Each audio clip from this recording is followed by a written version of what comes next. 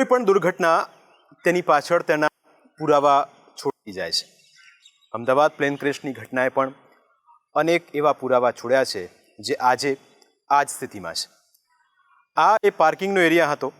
ત્યાં ઘણા બધા વાહનો પડેલા હતા અને તમામ એ વાહનો આ જ રીતે ની જ્વાળાઓમાં રાખ થઈ ગયા. કેટલાય લોકોના પાર્કિંગ કરેલા વાહનો અહીં હતા અને એ નુકસાન પણ એટલું જ થયું, પણ એના કરતાં વધારે નુકસાન એ અસંખ્ય જિંદગીઓનું થયું જેમણે પોતાના સ્વજન ગુમાવ્યા.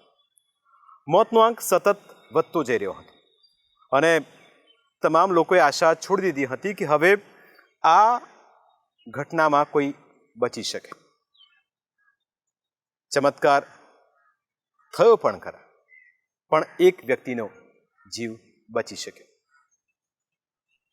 કહેવાય છે કે આ દુર્ઘટનાએ એ ઇતિહાસની એક એવી દુર્ઘટના હતી જેને યાદ કરીને આજે પણ લોકો થથરી ઉઠે છે.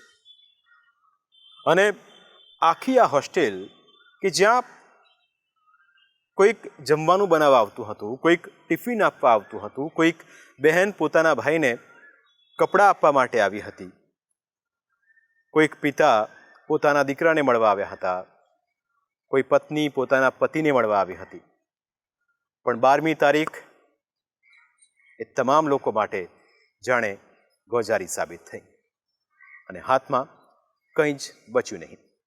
અને આજે પણ સ્થિતિ એ જ છે.